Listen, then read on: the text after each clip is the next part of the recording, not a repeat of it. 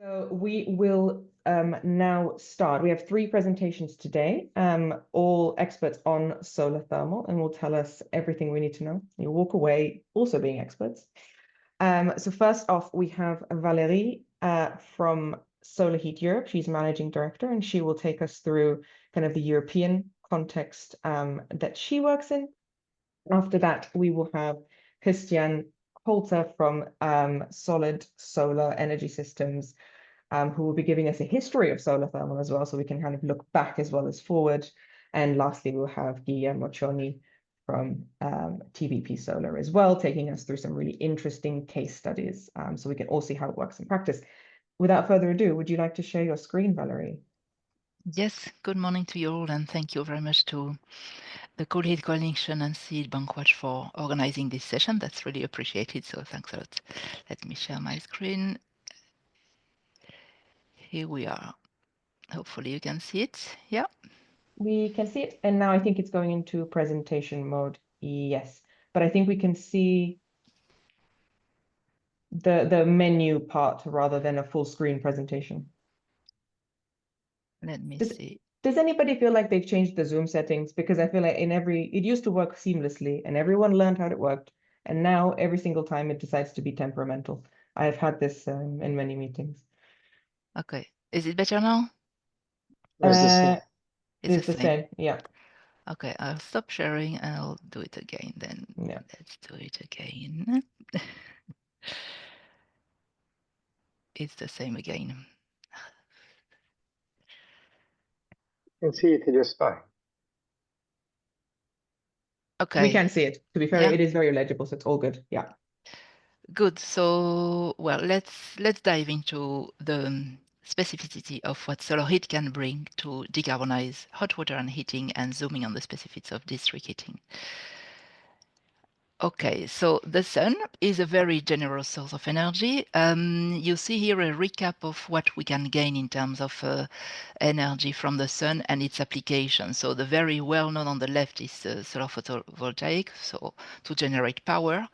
But with regard to solar heat, you see on the right part that we can definitely supply with concentrated solar thermal technology or non-concentrated solar thermal technology hot water and heat needs for homes, district heating, houses and industry. So this is very much the area that we will focus on, the right part of the slide. In the middle, there are also other applications with regard to what concentrated solar technologies can offer for concentrated solar power or even solar fuels, and also solar heat. So let's zoom in. So in Solar Heat Europe, we have about 42 members, and we represent the full solar heat sector here in Brussels with national associations, companies involved in the manufacturing and development of solar thermal collectors, project developers, but also research institutes. So the full list of our members is on the website, with several associations in most EU countries. So hopefully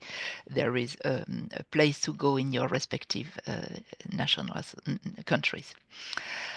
What we are keen to say is that solar thermal is a very proud technology manufactured in Europe. We have members really producing from Greece, but also Austria, Italy, Cyprus, Sweden, Finland. So we are really proud to have this EU manufacturing and really want to have a growing demand met by these EU companies. Many of them are SMEs, some are multinationals, but that's a strong base here in Europe with good manufacturing capacity.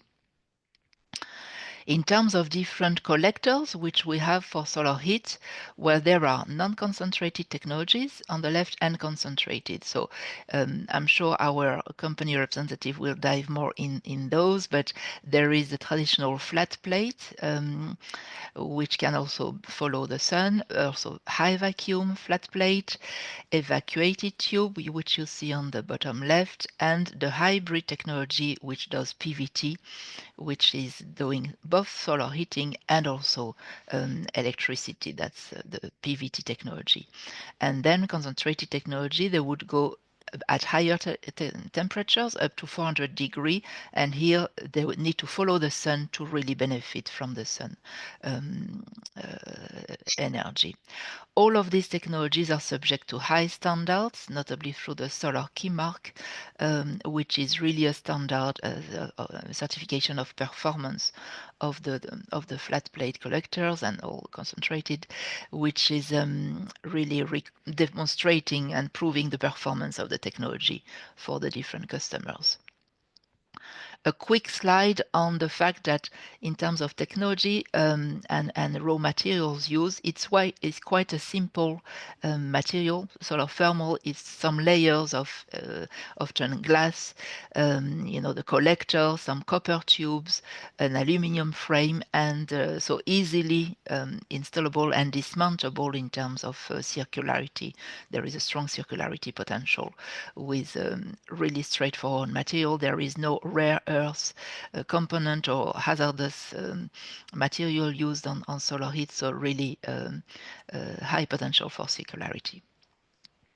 We have 4 market segments. Today we are zooming on solar district heating, but most of the market installed capacity to date in Europe is on buildings for residential, but also tertiary commercial buildings, and the large-scale market, district heating, which we will dive in today, and industry as well. We launched last week a paper with WBCSD on industry use of solar district heating, so that's a promising market as well. And once you have this technology installed on your roof or in a solar field next to your district heating or factory, it's free energy from the sun for 20, 30 years. So it also comes with storage, and in terms of cost of storage, thermal energy storage is much more cost effective than a battery storage, for example. So this is important to take into consideration when looking at the benefits of solar heat. So, of course, in terms of how can we work with other technologies, the principles of course, the more energy that you can save through energy savings, efficiency is a principle that we would abide with. But then if you can use solar heat as a entry technology, it can be, of course, working in combination with what you see on the top of the screen, fossil fuels, which progressively, of course, we want to get rid of, but also any other renewable heat supplies like geothermal, biomass, or other heat supplies like waste heat, but also heat pump, which would be supplied by renewable heat supplies like solar PV or other indirect supplies. And district heating is right in the middle because, as you know, district heating can harvest all these different technologies. So that's the way to provide clean heat, energy efficiency, ideally free energy from the sun through solar thermal coupled with others, as well as storage, which provides you the clean heat towards which we want to go for the 2050 objectives. So in terms of key facts and figures for solar heat installations, you see that on the left part of the screen, this is the installed capacity in Europe, so Germany, followed by Greece, Italy, Spain, and Austria, are the countries where the biggest installed capacity is in place. On the right part of the screen, you see that on a per capita basis. So you see that there are countries indeed like Greece, Cyprus, but also Austria, which are the top 3 in terms of per capita use for solar heat. And the other countries, the darker you are, the more intensive you are in terms of use of solar thermal. So there is still big potential in countries still like Germany, Spain, Italy, but also France, and many other countries, as you see on the screen. 11 million rooftops are using solar thermal, 41 gigawatt thermal, and well, there is a steady growth over the years in terms of installed capacity, and we can provide you with the details that are available on our website for the latest market figures. So here are a few examples of traditionally where solar thermal was born from. Buildings, here you see that in Greece, you see that on every rooftops. You see here an interesting building. It's on the rooftop, but I like to show that because it shows the complementarity of solar photovoltaic and solar thermal. But the interesting thing is that the tiny share of solar thermal on the top of that roof is actually giving the same power in terms of energy output compared to the bigger space used by solar photovoltaic. We tend to say that on average, solar thermal uses 3 times less space for the same energy output compared to solar photovoltaic. So quite interesting in terms of land use and rooftop space use, that you can get 3 times more from your space with solar thermal compared to photovoltaic, but they provide different energies, so they can work together and complement each other's. This is another nice use of solar thermal on the building, where you combine really the aesthetics and the performance of the building. This is a more recent implementation of PVT on the top of the Barcelona Olympic swimming pool. So that's the biggest PVT installation in Europe so far. So zooming on solar district heating, which is a topic of today, we have in Europe 256 towns using solar heat as a source for their district heating. And it's really interesting to see that 80% of all the solar district heating network in the world are in Europe. So there is a very strong precedent of Europe being a role model for the use of district heating. And within Europe, you see in the middle of the graph that Denmark is actually the world record in terms of solar thermal district heating. There, half of their district heating are using solar thermal, followed by Germany, Sweden, Austria, Poland, and France. Last year, we were seeing that Germany had quite a lot of new installations in the pipeline, and Austria as well had extension. I'm sure Christian will talk about them because he's the one behind those, and Guglielmo will present you the fourth biggest solar district heating, which his company has been supplying in the Netherlands, and which is just starting to deliver heat. This is an example of a solar district heating that we like to show, which is in Latvia, where it is coupled with still with a mix of biomass and gas boiler, but there are new plans to convert away from those additional sources towards heat pump. And it's really well performing. And yes, I see the support from Morgan, who is a big fan of that region, and Ina from that district heating is really, she's so passionate when she shares her experience that it's really a beautiful example. And then that's the biggest one in the world with Silkeborg in Denmark, with 110 megawatt thermal supplied with district heating and covering 20% of the heat demand. I zooming in a little bit on Denmark because of the importance of solar district heating in that region. You see the evolution that the penetration of solar district heating have had over the time, and this is really an interesting study which was done recently by the Danish Technical University, and I only showed the two of their publication results, but when they conclude, they really say that solar heating plants are based on simple, well-proven, reliable technology. There is a high performance of those solar heating plants. There is a long life of the marketed solar thermal collector. So it's this university saying that based on the experience of Denmark, so more than 30 years. I was talking to the person in charge of the working group of solar thermal in all the district heating association in Denmark. He was saying after 30 years, the solar field is still functioning as the first day. So that was really super great to hear that how satisfied the technical people on the ground, knowing how all these district heating function, saying that even after 30 years, the solar field was delivering as well. Here you have some indication of the price for solar heat, but I'm sure our commercial colleagues will mention more about that. Very, very low maintenance costs.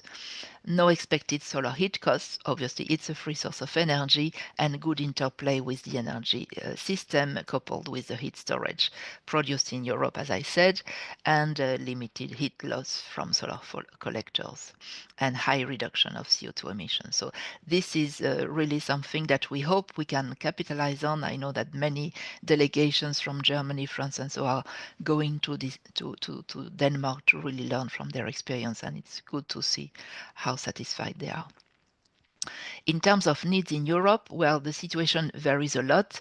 You see with all these flags that there are regions where the penetration of district heating as such is much higher, like in the north of Europe, compared to other regions. So obviously the potential to grow more district heating also lies. But from the data that Euroheat and Power is releasing, there are 19,000 district heating in Europe, and they all need decarbonization solution. You see on the right part of the graph that 60% of those are still using fossil fuel, coal, oil, peat, natural gas. The share of renewable heat supplies is 37.5%, but the vast majority is still bioenergy. Solar thermal is 0.2%. There was an increase of plus 13 points in 22 versus 21. So that's an important increase. But obviously the margin for us to really help all this decarbonization of district heating is definitely big. So we saw some good figures from Denmark, but you see that the tiny share of solar thermal is really keen to grow and help defossilize this district heating. We have a good regulatory framework for with Fit for 55. So overall, we are satisfied with that framework. We have notably the mandatory heating and cooling plans for cities about 45,000 inhabitants, the criteria for effective district heating and cooling, which really show the path for how they need to decarbonize by 2050. We have specific, under the Renewable Energy Directive, specific articles linked to the penetration of renewables for district heating, and then there are a number of other provisions under EPBD, but I won't zoom on them for today. So now is the time to implement all these good provisions, thanks to a good support of our national authorities locally and with the planners of all these cities who need to have the solution at hand. This is a graph that we have used from the EED on how and by which milestone the district heating need to get decarbonized. So you see that the yellow bar, which is the renewable heat component, is definitely a source that district heating are encouraged to use as they decarbonize their systems together with others, waste heat notably. But we are really hopeful that with this guidance and requirements under EED, solar thermal, which is one of the components of this yellow bar, is going to be flourishing and used more and more. So in conclusion, solar thermal is a no-regret solution. Once you have it installed, it's 30 years of free heat almost for all this duration, very low maintenance cost. We have an opportunity with the current legislative package. Implementation of this Fit for 55 package is critical. We need to have the right support at local level with the authorities, the heat planners, right awareness as well, right enabling conditions to really have the access to land close to where the heat needs. That's a condition that we need. You know, we cannot be putting a solar field miles away. It needs to be close to where the heat needs, otherwise you would have the heat loss. So access to land is critical. Financing is critical because we have this capex, which then is easily amortized over the 30 years. And we also need to have the skills and the right people, starting from the authorities, to identify the potential of that technology and then support its deployment. So awareness is key. We are really happy to be part of the city's heat detox campaign with the Covenant of Mayors.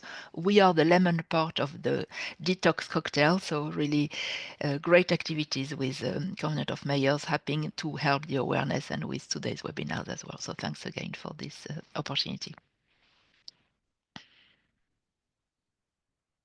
Thank you very much, Valérie. And indeed, the Cool Heating Coalition is also members of the Cities Detox campaign. So I've put the link in the chat in case anyone does not know or has not yet heard of the campaign. Have a look. Thank you very much for that. Anyone have any questions? Please feel free to raise your hand.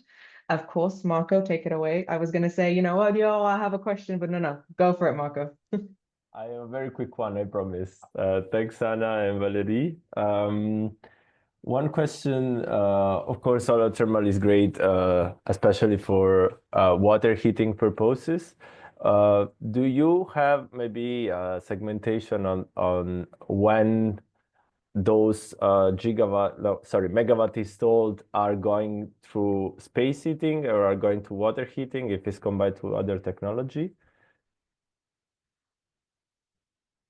That I would need maybe to link to my colleagues, but from the top of my head, I think it depends on the application, because 96% of our installed capacity at the moment is for buildings, and I would say it's for traditional residential buildings. So the hot water component is certainly very important. For the heat part, it's true that it's a very pertinent question of which part, and of course it depends as well on the geographical area that you would be looking at. But it's definitely one that I should investigate further. For the I don't know if Guglielmo or Christian want to complement further. Maybe Christian, what we have done for several commercial buildings, that we have added up to the hot water, solar air conditioning and solar space heating. And with that, you come to something like a few hundred kW of power on the building sector. On the private houses, typically single-scale residential, best is you go for water. We have some history in some markets like Austria, Germany, to include a little bit of space heating, which then means you run maybe 20 square meters solar collector, which brings you quite good through the shoulder seasons, and you limit your leftover heating period. But if we talk the megawatt and the gigawatt hours, this is now the district heating side. This is on the industrial side and not on the private building side. Thank you.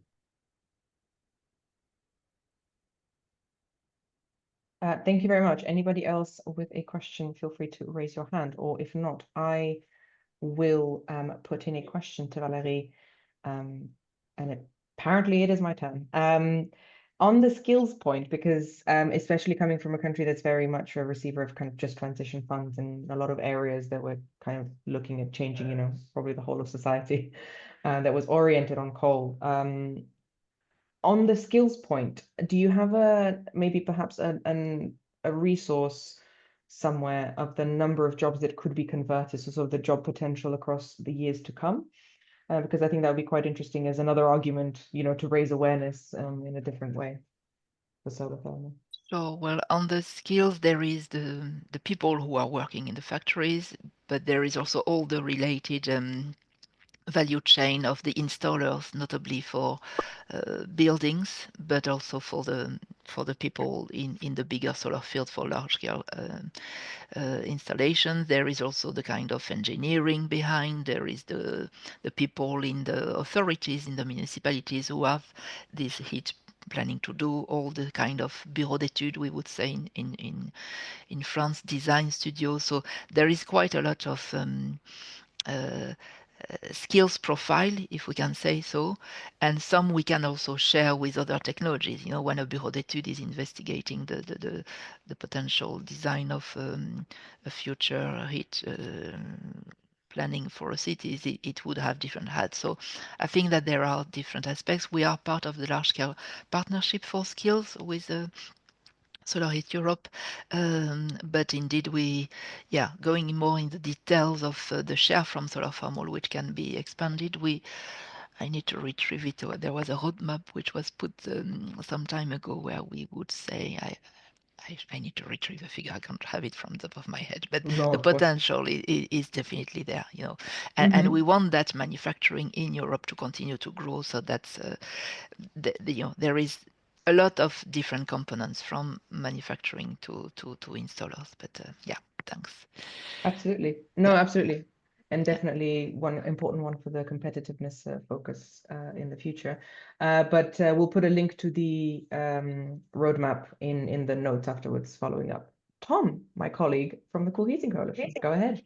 Yes. Thank you, Anna. Valérie, I just had to think of it because you were mentioning the skills partnership. It's not super related to your presentation, but there's these net zero academies as well. There's the solar academy. To me, it's not been clear so far if solar heat is included in the solar academy or if it's really only solar PV. I don't know if you guys are involved or not. I don't think we are indeed, because so far so much focus has been put on this solar PV. You know, when people think solar, they essentially think PV, but we are here to say, hey, there is solar heat as well. I think it also comes from the fact that because manufacturing is so critical for solar PV, which is not the case of solar heat, you know, so that there were also these activities, maybe more for solar PV, but definitely we are part of the picture, that's for sure. So happy to work with you on further boosting the awareness. Thank you very much. We have one question in the chat about in-house production of solar trackers or sourcing them from external suppliers. This might be, yeah, one for the rest of our panelists as well. If anyone would like to take that question now, go ahead. If not, via private message as well to Dimitri. Thank you for the question. As far as I know, the flat plate and the stationary systems that are currently being installed and under installation, for solar thermal, they don't use trackers so much as the PV. In the case of concentration solar, yes. And but the trackers technology has been developed already, and it's quite well known. And as an industry, we don't see the need to develop a specific tracker for us. It's easier to adopt existing technology, eventually having some adaptation, but not specific trackers for solar thermal, at least not for the flat plates. For the concentration one, I think they're pretty well developed already. I don't know if, Christian, you have a different view on this. No, agree. Okie doke. Thank you very much. We can now move on to the second presentation. Christian, if you are ready to share your screen, you Sure. can take the word. Take it away. Okay. So, good morning from my side. Welcome, everyone. Happy to have the opportunity here of giving you a little bit both a look back and an outlook on solar thermal in regards of district heating, and talking about both experiences and opportunities here. Now, starting maybe a little bit giving you my personal background. So I'm working on solar heat since actually 34, 35 years now. Company's in business in 32 years. And we were always focused as a solution provider. So we're not linked to any manufacturing. I have, and especially that applies for district heating, I am personally operating solar heat facilities in US, in Europe, and in Asia, and just selling out heat in a kind of power purchase or heat purchase agreement. And this is actually a business model quite important for many things, and as well we do some R&D here.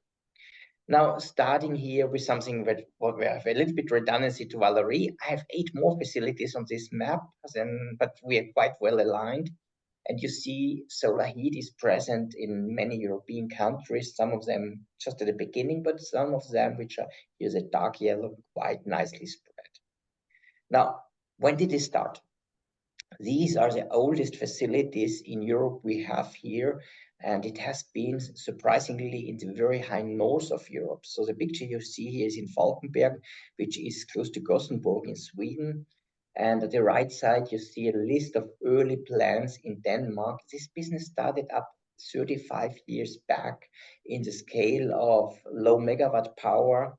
And actually, not too much was happening in the 90s, but then it was a big scaling up in the 2010 years. Now, when I came in this business, we were transferring a lot of Scandinavian knowledge up to Austria.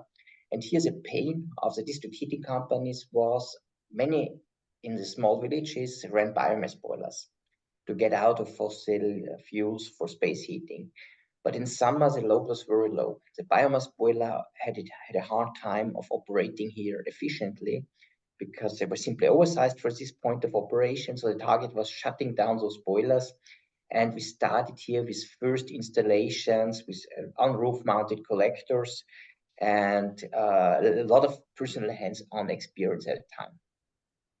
We moved a very few years later already in a megawatt scale. So the top picture you see here is operating since 1997. It's 27 years of continuously operation done by the local district heating company. Now the nice thing on that was this district heating company got new customers, got new demand. They came back after 15 years and said, guys, this is working so nicely, but with all the new customers, let's extend the system. So they almost doubled their collector array. They added some storage, and they are back here at this time to a pure solar summer operation. And there was a lot of systems in this size happening. You can say that's roughly 1-2 megawatt taking over here some operation. And to giving you a rule of thumb, when you say this system provides here, as it's built today with 2,500 square meters, it's giving you a peak power in sum of 1.5 megawatt. Now, clearly you have that only on daytime when the sun is nice out, but you can cover around a factor 4, so 400 kW continuously distributing demand 24/7 with this. Next thing here, we had in Austria, architects were jumping on the thing and were saying, we don't want to have ugly things, but let's see how to make here nice design elements as well. And so some quite nice looking systems were built where architecture was dominating above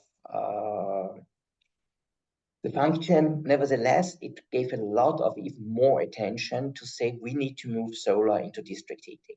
And moving from architecture now to development and getting as well from small cities. Previous cities had something like 1,000, 5,000, 10,000 inhabitants. We started actually in 2002 building a first system on the soccer stadium of Graz, which is the city where we're located, based on a heat purchase agreement, and just fed in the district heating. And in the beginning, it was a very easy exercise because the district heating grid in a big city always takes away all the energy. You don't have to think about anything with energy management, simply feed into the grid with a heat exchanger, and that's it. And this business pattern got extended. So you see here an aerial picture actually at the district heating central station here of Graz, with a system that has been extended multiple times, which is a 6 megawatt system still today. You see in the front the city waste management center with actually 5 roofs covered by solar thermal here. And you see here a quite interesting thing, a ground mount field, which is attached to the district heating, which altogether feed in one 20-feet container to the city's district heating, and no storage, nothing, just produce heat, feed it in. What we did here, and you see it a little bit on this optical discrepancy in the field, we tested here a total of 11 collectors from 7 manufacturers to get a real life experience in commercial scale of different products to see how these collectors actually work and to learn something which is beyond the official testing and all that. On the business model, that was another type of energy service company. So we did the investment as our company, sold the heat. And the district heating company at that time said, you know, you're saving us gas, so let's link your tariff to natural gas. I can tell you in 2016, 17, 18, the natural gas price was at an incredible low, and we had a hard time actually paying the interest and the capital. But you could guess that 2019, 2021 suddenly was a totally different story. We got here up to more than 200 euro per megawatt hour on certain times, and we could catch up. And looking back, on average, things work out. But if you link to fossil fuels, your volatility and the pricing is extremely high.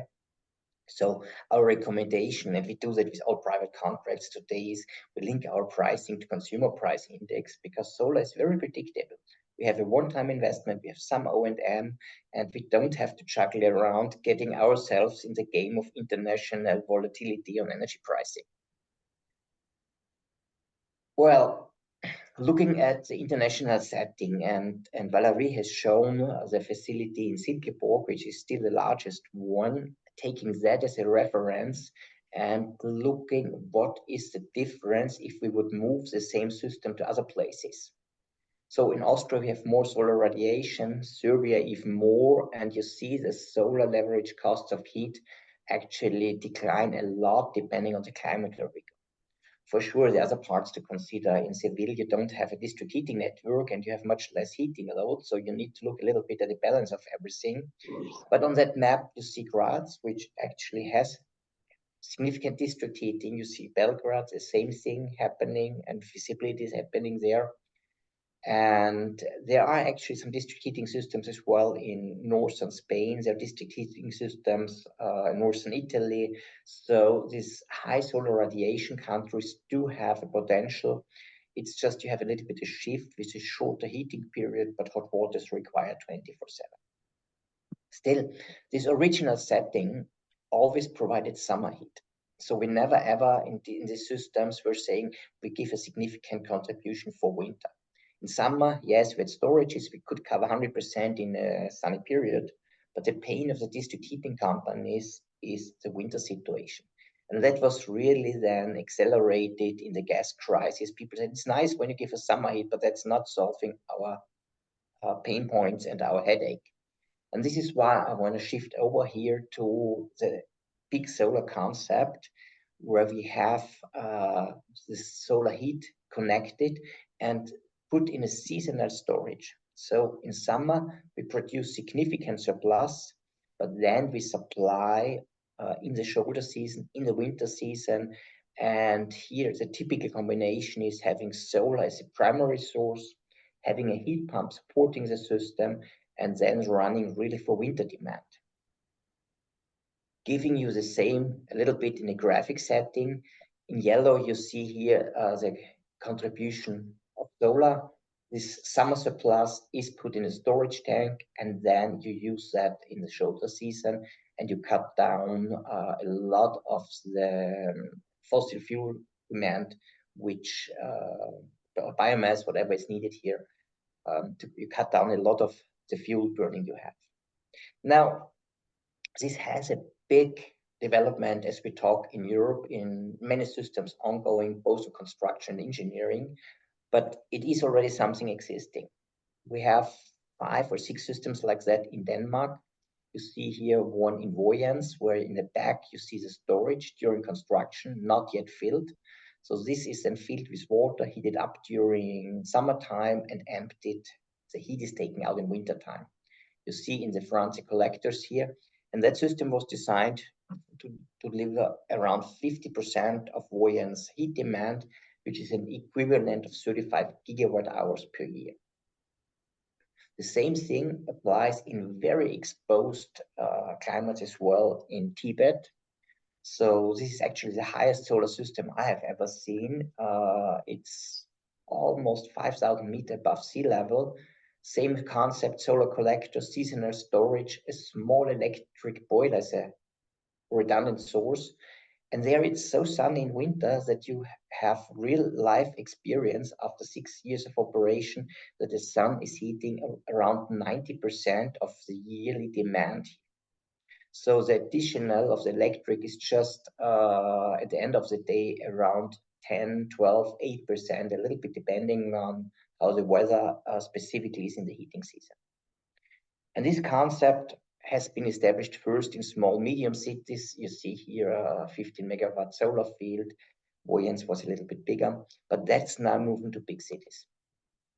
I'm showing you here one system, which is the biggest in development, in my knowledge, globally. It is again back in our home city, and we have 20 kilometers south of Graz, a district heating power plant, which is located in the top right of the picture. And there's an old quarry which was used to take out basalt, which is almost exhausted now. And here's an available storage volume of 1.5 million cubic meters. Around this area, there is land which is already dedicated to be used for the sun. Initially, the local government was saying, hey, let's do solar PV there because we have some strong electric infrastructure. Well, we could convince them to shift the priority to heat because heat cannot be transported that easily. So for politics, it's important to say, if we make areas available for solar, heat needs to be closer to the cities because pipelines simply can't go that wide as electric grid can go. Then the district heating grid here requires still 110, 120 degrees C in winter. And when you have a pressureless open storage tank, you can do only 90, 95 degrees C. Otherwise, the thing would simply evaporate. And so we need to top up the temperature from this 1995. And here, a biomass boiler will be included to make the last few degrees centigrade to top up. And in addition, you have a short-term storage. And this project is actually dedicated to deliver a total of 340 gigawatt hour heat from the solar system. Solar itself will be around 200 to 220. The rest is electricity that comes from the heat pump when the low-grade heat is taken out of the storage and out of the biomass. And this will take around 25 to 30% of all the city's heat demand. And we're talking about an investment of around 250 million euro. Now, when you ask what is the status today, the land is secured with option agreements. The heat supply agreement is drafted. Permitting is ongoing, so let's see and hope it goes on. Same true for funding. The consortium is all set, and I think everything is quite nicely prepared to get this in construction 26 or latest 27 if permitting and funding goes nicely.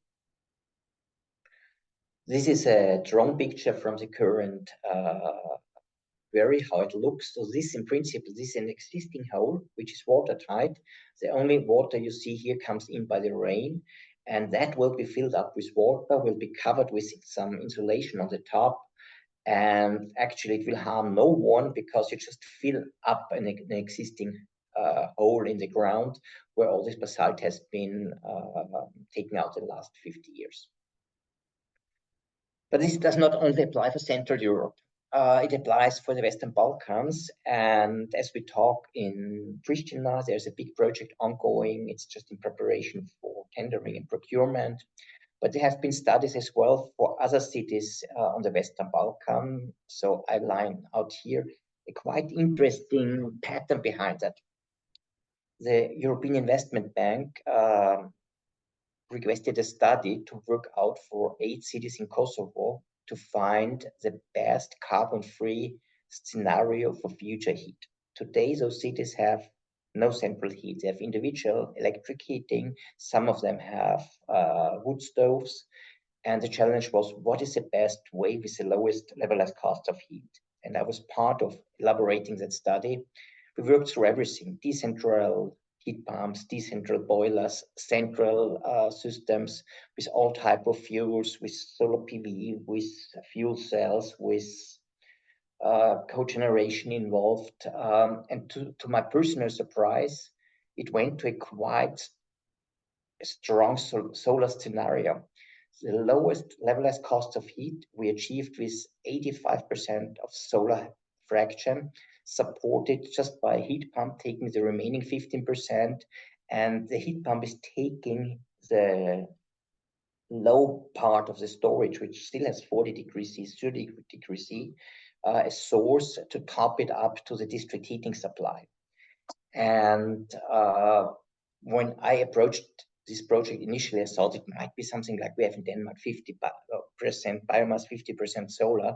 But at the end, it clearly worked out, no, it's a best to keep all the cards into the solar project, just have a little bit of electricity topping it up. That is the best economic choice on that one. question that pops up, and the study there was done very, very specifically. So we checked all the buildings in the city on the heat requirements, clustered them in different building sectors. We checked as well occupancy, which is a challenge in Kosovo. You have many people in diaspora being a lot of the time back out of Kosovo. And so it was very specifically, and we found here a space, you see it's 30 hectares. This is all we need for storage and solar array compared to the city. So yes, it is some space needed, but if you look at the specific picture, it's not out of range. And we did this same pattern in many cities, and we found in each of the cities a structure which was quite easy to use and to be doable here. When we look at the specific of the storages, and that always was to be seen as the very hard part, surprisingly, we often found geological structures of former gravel pits, of quarries, of previous unused land that were well suited here for taking here this core position of the storage. And then you need to see in step 2 more or less to find a space for the collectors all around. And still, this is a difficult topic because when you search for land for building such systems, you compete with a lot of other uses, with city development, industrial areas, and all of it. But in all these specific case studies, we could find land which was both technical and financial viable to be used. Another topic we run in when we discuss such projects, it happens quite often that people show up saying, oh, you're covering big areas of green land, of agricultural land with equipment, so you harm the nature. What we see, and this is now part of our long-term operation, we have ground mount solar heating systems since almost 20 years. Our interest as operator of those areas is to keep nature there as natural as possible. We need to cut the grass once in a while because otherwise the grass and bushes grow above the collectors and you can't harvest solar energy. Nevertheless, if you cut it once or twice a year, it's much more natural than any type of agricultural area. And as this nice picture shows, when you go in this solar field, actually, there's a whole bunch of deer every time there. And if there's rain, they slip under the collector and look out. It's just when you have visitors, they always flee. This is something they have not really gotten used to. But if you make this with some good sense, you can create valuable biotopes. You don't seal anything. And it's a very nice addition for big areas of natural islands, more or less, biodiversity islands. Repeating a little bit, again, a statement from Valérie, with solar thermal, we have the highest solar gains of all the technologies.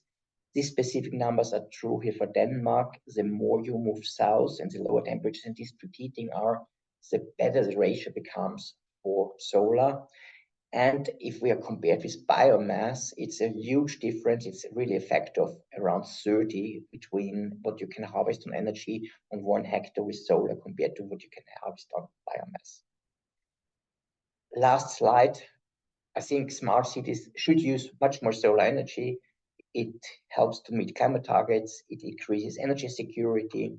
You get an affordable cost, and you have creation of local jobs, especially when the systems are built and done. Well, that's it. Thanks. I'm available for your questions. Thank you very much. That was tour de force, and it was very, very helpful to see so many different settings where it could be applied. Just to add one thing, while people prepare their questions, the same procedure as before, please raise your hand if you've got any questions for Christian. On the point of land use, one of our coalition members, EEB, actually did a study, and there is ample land for sustainable renewable expansion throughout Europe, which is great news. If anyone is interested in reading further on the issue, I've put the link in the chat. But yeah, really lovely to see integrating solar thermal in with the nature and animals being able to sort of use it as shelter. And yeah, it's an endearing image. I think we should probably propagate a bit more. Feel free, anyone, any questions? Take the floor, raise your hand. If you're still thinking, we can also leave questions for the very end and have Guglielmo start his presentation. perhaps the hunger is hitting as lunch is approaching, and people will be hungry for information and will have their questions as a snack at the end. So Going shall once? I share my screen at this point? Yes. Why don't we move on to the you should have permission now. No. Perfect. Yes. But by no means, if you had a question prepared, you can always take the floor. I'm encouraging everyone. Wonderful. We can see your screen. Feel free You to see. start. Yes. Okay, so before starting this slideshow, and by the way, you know, I hate PowerPoint, so I really did it for you. I hope you appreciate it. I would like to pick up on what has been said, and so the first number that strikes me, and I think it should strike you too, is that there are 19,000 of these district heating networks all over Europe. But on the other hand, there are very few solar thermal plants dedicated to this district heating. And we've been talking a lot of how good a solution is a solar plant for a district heating system. And we are cheap, we are safe, we are recyclable, and you know, we can cover a lot of the needs. At this point, the next question should be, why is not everybody doing it? And this is really the question that we asked ourselves at TVP Solar. By the way, just as an introduction, I am the Chief Business Development of this rather young company. TVP Solar is a Swiss company established in 2008.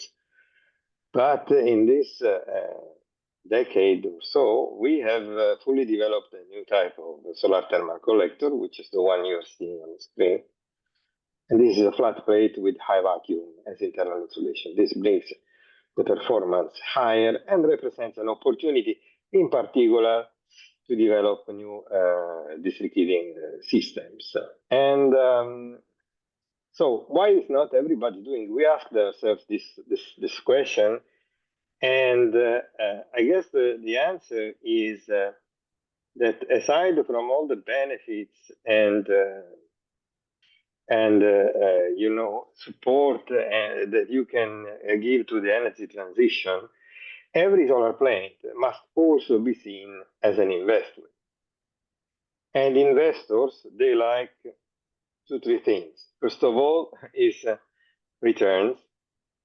Then you need to know very well your risks, and you have to at least have a definite timeline. And I want to pick up on what Christian said about these very large projects that have been under planning for some time already, including the big grass, Christian. I think, I don't know how long it took, but still we are in the planning phase. It takes time for adopters to realize how good the solution is, and it takes a lot of examples, and you know, any technology needs to have a track record. So, for example, photovoltaics has a very strong track record. They are everywhere, they are very well known, and so they are not really questioned too much from an investment point of view. Solar thermal is rather new to this domain, and so we said to ourselves, what can we do to make it happen a bit quicker? So first of all, we looked at our users, the district heating company. What is a district heating company? What do? They collect all possible sources of heat to put into a network and distribute to buildings. It's very clever. They use both green and less green sources of energy. I mean, incinerators, for example, is a typical big source of heat for the district heating. But not only. And here is just a very simplified representation. Solar thermal can be one of these energy sources because we fall in the right temperature range that district heating typically use. And it's evolving in the sense that while these networks improve, the temperature of the network can be reduced. And so they can accept more sources of energies and more energy from solar thermal too. I mean, we are good at producing heat. Solar thermal has been used forever for hot water applications at 40, 50 degrees, but now we can go higher in temperature with good efficiency. And if you like, compared with the photovoltaic solution in terms of area occupation, it has to be said that solar thermal is more efficient because we produce heat and not electricity. And for the same amount of energy that we generate, we can say that we occupy at least more or less 1/3 of the area occupied by photovoltaics. So it's very efficient. Of course, we have other constraints.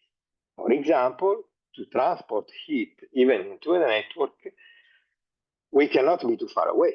So it's a proximity application. And the area that we dedicate to district heating is an area that needs to be at least closer to the network. And so this is an important constraint because, areas available around the cities are not always there and not sufficient for the kind of consumption that we want to supply and that we want to provide. So we came up at TVP Solar with, let's say, a small and less ambitious, but more practical approach. So first of all, because we have a collector that can easily go higher in temperature, we said to ourselves, let's inject the heat that we produce directly into the network at the required temperature, which is between 70 and 100, and start doing a project by sizing the plants in order to satisfy the summer load of the network. And then, of course, because we are capable of producing heat also during winter, this is kind of novelty that we are bringing to the market, we will supply some precious heat also during the winter. But let's focus on summer consumption, decarbonize it completely, and this way we can achieve a solar coverage into the area covered by the network up to 15, even 20%, which is not bad at all in terms of impact and decarbonization. But this way, we probably make smaller plants and range between 1,000 and 5,000 square meters, which correspond to about 3 megawatts, the highest surface, but about 3 megawatts. But it will be easier to understand to the adopters, to the clients. It will be easier to implement. And I will show you some examples of this implementation, which have been already happening. And it will be easier to expand. In this sense, we hope to make projects live, up and running in a shorter delay of time. And also, probably in terms of land impact, occupation, acceptance from the community, at least we could build a reasonably quick some cases that are possible to showcase and useful to promote further this concept of the solar district heating. You have seen from what Valérie has presented that at some point when the system picks up in the collective imagination, you see, like in Denmark, it's easier to expand it and to become very popular because it has very little impact on your lives and in terms of hassle and problems, but it has a big impact in terms of making your life cleaner and greener. Just quickly, because I'm still very proud of being a TVP Solar, I want to show you the performance of solar collectors in different temperature. And this is a recent report published by the International Energy Agency Solar Heating Cooling Task 68. And it shows that effectively the TVP Solar collector, the high vacuum flat plate, has the best performance, in particular at the lowest, at the temperature required by district heating, which is between 75 and 90 degrees. I want to underline one important aspect is that this additional performance, this additional energy that we produce I don't know if you see my pointer, that we produce at 75 degrees is really the energy that we deliver during the coldest months of the year. So solar thermal in general can deliver nice amount of energy when the irradiance, when the sun is shining quite well. But of course, at lower level of irradiance, if you need to reach higher temperature, it struggles. And this is where we shine with the high vacuum insulation. We can provide like 25 to 30% of the overall yearly energy delivered to the system precisely in winter, without the help of any boosting, which is something that we should talk about, the integration with other technologies such as heat pumps. In this case, this energy can be delivered straight to the network, even in winter time. And we're doing it, and I want to show you where and how. These are a few projects. I will just show you and comment on them. What you see here is one of the first commercial projects we delivered in district heating. Is based in Geneva, so really not a sunny place. And it's made of 800 square meters of collector, which are placed, by the way, on an elevated structure, such as, it's kind of a parking coverage, but it's something similar to a rooftop, okay? So this is to say that rooftop applications and distributed generation across the city is also possible. I mean, think about all these areas on top of large shopping malls or industrial complex that have been basically occupied by photovoltaics so far. They are also available to us to produce heat instead of electricity. And I want to point out that this application is really meaningful also from a social point of view, because the areas that you have in proximity of your community are really best used to produce energy like heat that has to be delivered in proximity.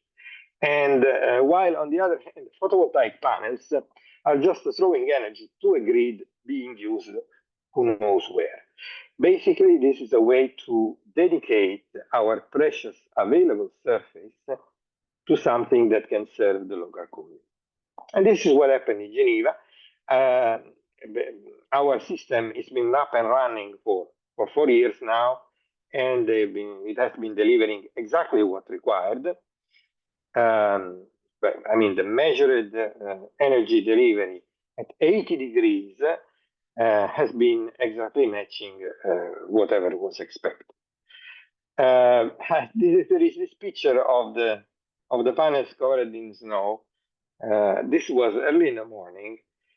Just to show you this, because the fact that these panels are so well insulated allow them to produce heat even with low level of irradiance. And clearly, when the panel was half covered in snow, the solar radiance that could reach the underlying blue area that is the absorber plate was very little. But even so, the system was able to go up in temperature to 80 degrees.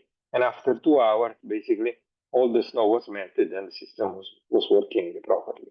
Of course, you need a little bit of sun to do that, but it's nice to have. This is instead the largest project under construction. It's almost finished. It's commissioning the 7th module. We are now connecting the 8th module of this project. This is in the Netherlands.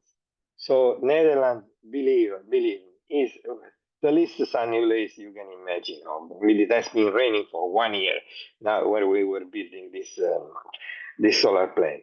But even like that, this very large project, just like those in Denmark, made complete sense. It is a 48,000 square meter plant with a peak power of 37 megawatts. So it's really absolutely utility scale. And let me stay a bit on this, because utility, I think, is the right word for this kind of investment. This is an investment of 25 million euros. that has been carried out in 3.5 years. So really quick. The reason being, of course, that I must say the Dutch authorities are very pragmatic and very practical. Even though there was low irradiance in the sun, it was complemented by a very intelligent subsidy scheme, providing us with cash flow in the sense of feed-in tariff that would support the cash flow of the project. And this feed-in tariff is about 85 euros per square meter, per megawatt hour. And it allowed the project to be funded. You know, this apart from all the considerations, issues related to the environmental impact, we must also think about the competition that solar thermal and other renewable energies face towards fossil fuels. Fossil fuels have been subsidized for decades, and they have an extremely efficient ways of delivering energy through pipelines. You know, can you imagine that the gas that flows in our networks is coming from so far away? It is purified, it is treated, etc. And still, when it gets to us, it's so cheap. So clearly, in order to face this competition and to reduce emissions, we are in bad need of support. And I think that any project like this basically needs three S, triple S. We need sun, we need space, and we need subsidies, because there is only way to compete and to make this viable.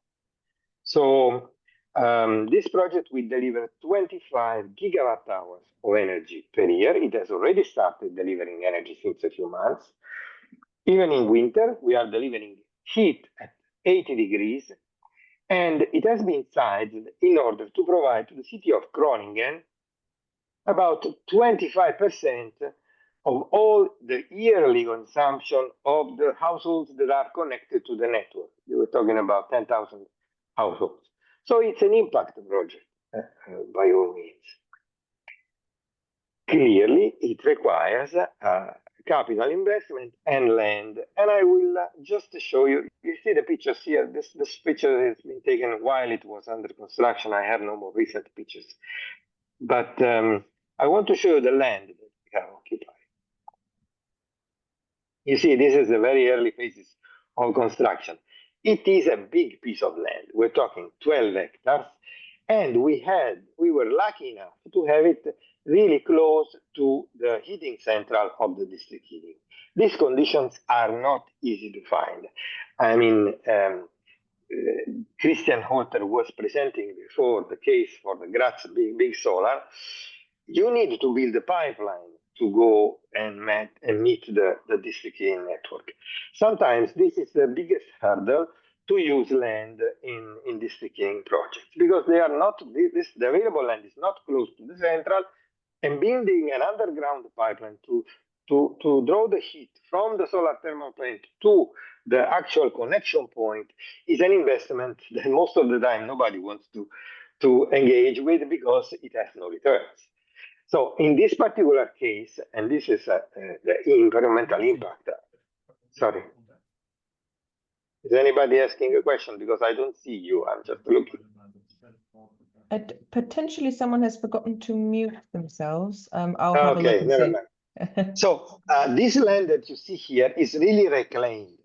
So it's an old landfill and could not be used for any agricultural scope, etc. So this is another important aspect of planning in the cities, to find the right plot of land, to dedicate it to collecting solar energy and possibly solar thermal energy, because it's close by to the user, and recover areas that otherwise will not be possible to use for anything. And this, I think, is very rational, and it's a part of the work that any city, I guess, is requested to do under the new EU regulation. So moving ahead, I want to show you this much smaller plant that is in France, in Grenoble. We built it 2 years ago, and it's been in operation since last year. It's a small plant, but it's meaningful because it's rooftop. And I've been telling you, a lot of rooftop area might be available for this scope, and this is a case in which we are delivering 75 to 90 degrees in the city of Grenoble, which is also quite low irradiance, and we use this building in order to install it. Clearly, and this is another point that Christian was making, and I support, in order to make projects really viable and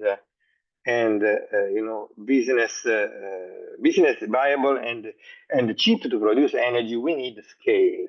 Smaller projects on rooftop are more expensive and more difficult, by all means, in terms of capital, approvals, and so on and so forth.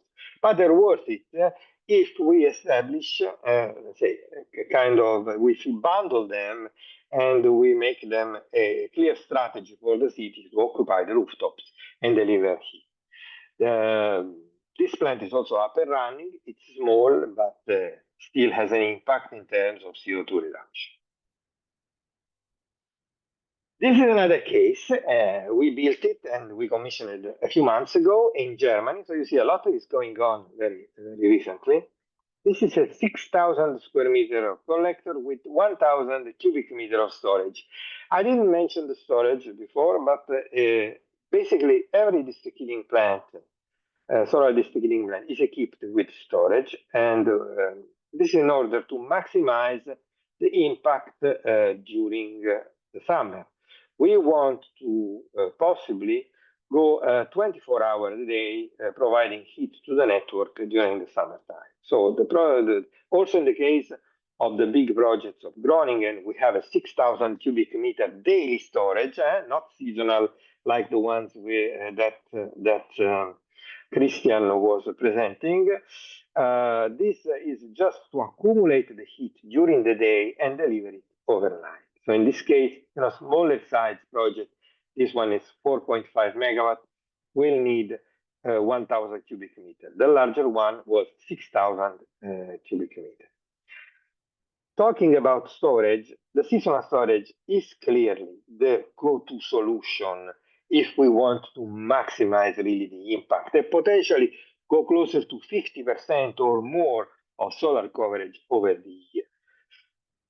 It is something that we are also looking at. It is an available technology.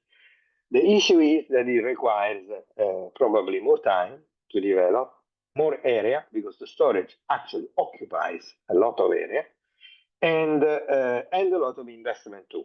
So in order to develop and deploy as many projects and try to influence the market as much as possible, for the time being, we are focusing on daily storage rather than seasonal. But seasonal clearly is the second stage of this kind of plan. In this case, in the south of Germany, also low irradiance, also high temperature, 75 to 90 degrees. These two temperatures really are related to the winter-summer. In winter, the temperatures are typically higher, like going to 90 degrees, while in the summer, because of lower utilization in the network, the temperature can be lower, around 75. This is beneficial also to the production of the solar collector. And in this case, we will replace around 370,000 cubic meters per year of natural gas, and 730 tons of CO2 will be saved instead of it. Is another view is quite a small city. The potential of small cities to adopt solar thermal when they are equipped in district heating, I think it's slightly higher than the big cities, because big cities are always overcrowded. Their neighborhood is very large, but still occupied by industries, etc. Small cities have a higher chance to find land suitable for their scopes. And this is still a view of the solar thermal plant. Beautiful day in southern South. It's a typical way of arranging the solar thermal field. You see, because our collectors are 2 square meters, we arrange them in a 3-layer configuration to have strings that are bigger and easier to mount. This is the case in a higher irradiance place, Racconigi. Racconigi in Italy is a place in Piedmont. It's kind of 100 kilometers south of Turin. And it's meaningful to us because it's the first case in which a large energy corporation like Engie has decided to go for solar thermal. I am quite convinced that for district heating, this is really the first case in which Engie has adopted solar thermal. We sold the plant to them. It's a 1,000 square meter, so a bit smaller. In Italy, the surface area is really tight everywhere you go. But here they decided to dedicate this, and the community and the municipality was very happy to host this solar plant. It will produce about 1 gigawatt hour of energy per year, so 920 megawatt hour. And it started its operation already 3-4 months ago. So for Italy, this is quite the showcase, and we plan to build other plants like this in the short term. This is a case in which, because of the size and of the goodwill of the local authorities, we were able to build the project from scratch in just 9 months. This is really, I think, an absolute record for me to build a plant in such a short time and to have all the approvals, construction permits, and connection to the grid, etc. I think it also depends on the fact that the adoption was made by a large and well-structured corporation like Engie. We're looking at similar projects in France and in Italy to be done together with these large energy distributors who have both the capabilities from a financial and technical standpoint, and also sometimes the will to do such investments. But, and this I want to underline with this particular audience today, they really need to be stimulated by the political will of the local community. You know, sometimes it's difficult to involve the government of cities and their municipal companies because sometimes they simply are not aware of the capabilities and the possibilities that we have. So, for example, the project that Valérie was highlighting before, this city detox, I think made with covenants of mayors in Brussels, I think it's very, very meaningful to stimulate the debate and to have a kind of top-down approach to these projects where the political part plays its role to put pressure on those who own the concessions for district heating to become greener and greener and adopt such solar thermal solutions. But that's it for my presentation. I just want to add one thing about the Groningen project, the big one that we've been seeing before, and show it again. This project was financed entirely with private capital. And we, TVP Solar, are also investing in the project. We own 30% of this plant. And the city district heating company is buying the energy from this consortium, which we participate in. So the possibility to finance this project exists. I mean, Christian also pointed at this particular financing arrangement, provided that we are able to deliver the required returns to investors. In this case, the key point was really that the subsidy scheme, the feed-in tariff provided by the Dutch government, allowed us to secure the cash flow to justify a 25 million euros investment and to convince also Triodos Bank, that has provided a long-term loan facility, to invest in the project as well. So I guess this is also meaningful if we want not only discuss of these very interesting options, but also put them in practice as we're trying to do. Well, thank you, and I'm waiting for your questions. Thank you very much. That was very, very interesting. And in particular, talking about so many specific cases, very different, with a lot of different local authorities and their approaches to solar thermal. Does anyone have any questions? Do put your hands up. We have 9 minutes left, so plenty of time to answer a few questions from all of our panelists. If not, I will once again go. But I think everyone's heard my voice enough this hour, but maybe not. Whilst everyone is thinking of their question, my question, and I think to all of us, but it is sparked by your presentation, Guglielmo. It was in situations where you've seen these large investments and you've seen these very ambitious projects unfold. Is there anything that you can identify on the local authority level that made it, I don't want to say easy, but possible? Because we talked a lot about big government subsidies, we talk a lot about awareness raising in the market, but on the local authority level, is there anything that you would need to happen that you can identify that made things easier? Yes, absolutely. And I think that the local these projects do not appear in a vacuum. Okay, there has to be some debate already happening at the community level. In the case of Groningen, for example, there was this big choice they made to phase out all gas extraction. Groningen has been the center of gas extraction in Europe for a long time, and so they decided to get rid of it. I mean, the wealth of the city depends on gas, so it was really bold from their side to choose health and environment instead of riches.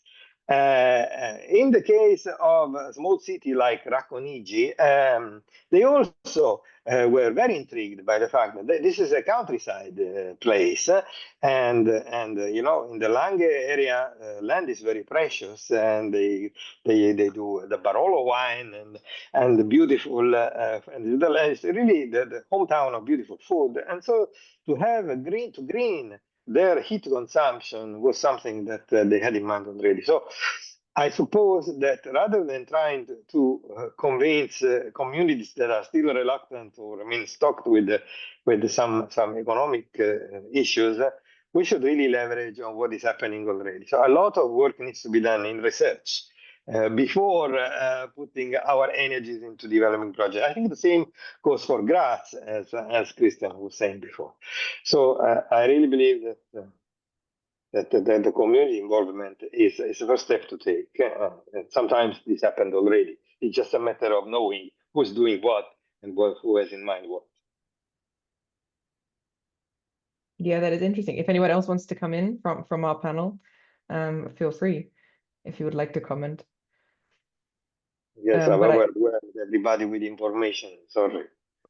No, not at all. It's very useful. Christian, I think you're muted. Right. Now, the municipal cooperation is extremely important. And we had in many of the smaller villages or small cities, actually the city involved, the city called for citizens meeting where we could present the project up front to get this social acceptance. If you don't do that, it happens so quickly, someone standing up and saying, oh gosh, something's bad happening here. And if you invest here the time to talk to customers and people who are exposed by having the solar field close to them, it helps so much. And we have good stories to tell here. Definitely. I think we are past the era where you can make decisions without involving the local community first. And indeed, across Europe, that is true. I guess if we are talking about the local community, civil society will be a lot of the people in our audience, but it'll also be a lot of the people that we need to involve in these kinds of conversations across the EU. More concretely, I guess, what could NGOs do to help, or what could gas campaigners, anti-gas campaigners, I should say, who are in your audience, do to help, I suppose, I guess, raise the profile a bit of solar thermal, especially when it comes to district heating? Maybe if I can jump in. Yes, please, Valérie. the awareness of this technology, you know, and is already a number one. So I'm hoping that with today's event, it definitely is part of the portfolio of clean heat solutions that the awareness that the NGOs can advocate for when they are meeting with potential cities and district heating who are in search of solutions. One other topic which I forgot to mention and which is really making the link between your question and your work is the fact that in Denmark, for example, all of the district heating are owned by energy cooperatives. So as we move towards this engagement of society to really help this transition, make it more local to people's heart and well-being, because we talk about basic needs. I mean, heating, hot homes, you know, they help keep people warm, you know, in good health, etc. So the concept of having more energy communities, also embracing the potential of heat decarbonization solutions through these examples is definitely there. You know, there is a lot happening again on power, but heat can also be more the case with cooperative of citizens. So it's a bit of a double win, if you see what I mean. Yeah. Absolutely. And in the case of district heating, I think it is quite interesting because it's typically the kind of system that if you don't know what you have district heating. People are not always aware. But when the bill comes and then when you're subjected to the price volatility, suddenly keeping yourself warm and comfortable and healthy is not so easy anymore. And you start to wonder, what do I have? What is heating keeping my home warm? So indeed, it's very true. So I would like to make just one call to everyone. If you feel that there are communities that are more receptive, are looking for solutions, etc., do not hesitate to put them in contact with Solar Europe and with us as project developer. I mean, we're only interested to help them find the right way. Absolutely. And we will be circulating everybody's presentations as well as contact details afterwards to spread the word, I think. Thank you very much. And with that, I think we can leave it. It's a late lunch for most people. So let's go ahead and wrap this up. Thank you very much for joining us, to our panelists as well as everybody in the audience. And if you have any questions, don't hesitate to get in touch. And of course, we will circulate all the information with everybody afterwards. So yeah, thank you so much. Have a good afternoon, everyone. Thank you. Thank Bye. you. Stay Thank warm. you. Thank you. Bye-bye. Bye-bye. Bye-bye. Thank you.